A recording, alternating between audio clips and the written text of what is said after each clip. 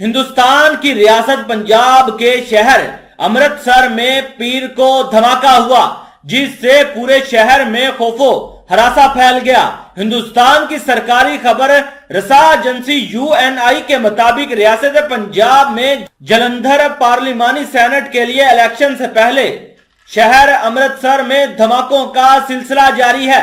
Report के मुताबिक पीर को सिखों की अहम इबादत गाहों सुनहरी मंदिर के करीब लगातार दूसरे दिन होने वाले धमाके से पूरे शहर में खौफ के बादल छा गए।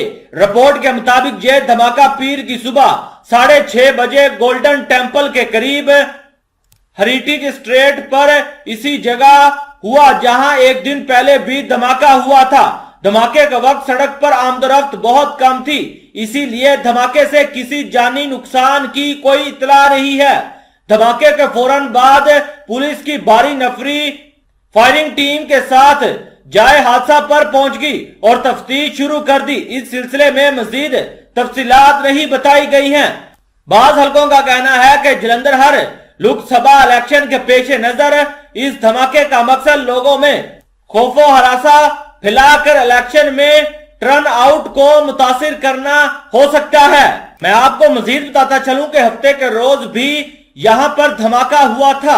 इससे इमारत में कई खिड़कियों में दरारें पड़ गईं और ये वो दिन था जब तकरीबन 2 लाख अफराद आमतौर पर इस मकाम पर आते हैं।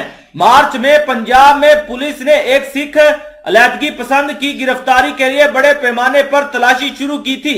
इसके खिलाफ भारत के तारकीन वतन ने अपने सफारत खानों के बाहर एहतजाज किया था और तोड़फोड़ भी की थी। शुमाली रियासत भारत में हजारों अफसरान को तैनात किया गया था और 30 साल अमृतपाल सिंह की तलाश की कोशिश में भी कई दिनों तक मोबाइल इंटरनेट बंद रहा था। अमृतपाल सिंह ने खालिस्तान के नाम से एक अलहदा सिख वतन के मुतालबे पर शहरियत हासिल की थी। सिखों की खालिस्तान की जदोजहद ने 1980 और 1990 की दहाइयों में भारत में मोहलक तशद्दुद को जन्म दिया था।